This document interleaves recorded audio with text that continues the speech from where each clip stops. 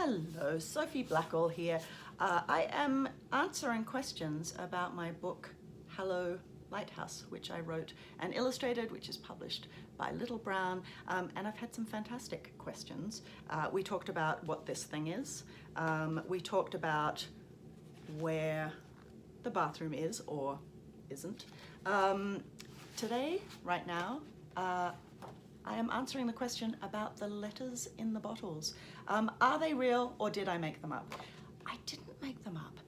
Lighthouse keepers often would send letters in bottles and they would actually reach their destination, because this is how mail worked in a lighthouse. They would have to wait for the lighthouse tender, which is what the supply ship is called, to come on its rounds to the lighthouse, which was sometimes once a month, but sometimes not for 3 months. And they would have to wait, and they would give the tender their mail and get whichever letters had come for them. But then they'd have to wait another 3 months to get an answer, which is a long time to wait for a letter. So lighthouse keepers would write letters in bottles and throw them into the waves. And they would write one maybe every day, and maybe not all of them made it to shore, but a lot of them did.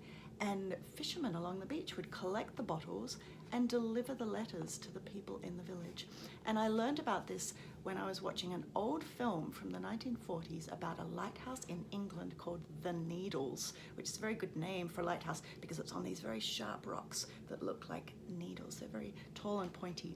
And the lighthouse keeper there would send all of his letters in bottles, and it would take about 4 or 5 days for them to reach the shore, which is pretty amazing if you think about it, and a lot shorter to wait than having to wait for the whole 3 months for the lighthouse tender to arrive. So that's why I put all of these letters in bottles. And someone asked, is this letter real? Can you actually read that? And you can, and if you look very closely, it says, "Dearest Alice, I wish you were here. The wind blows and the waves crash and the sun rises and sets, and I long for you to join me. We will be cozy together and I will catch fish for our supper. Also, I need a haircut." So he's waiting for Alice to arrive to give him a haircut, which they will probably cut and throw the hair out the window, which is what I used to do when my kids were little, and then we would wait for the sparrows to come and collect the hair and make their nests. That was the fun part at the end of every haircut. All right, I hope you are all staying safe and healthy and reading and drawing and making up games and having fun as much as you can.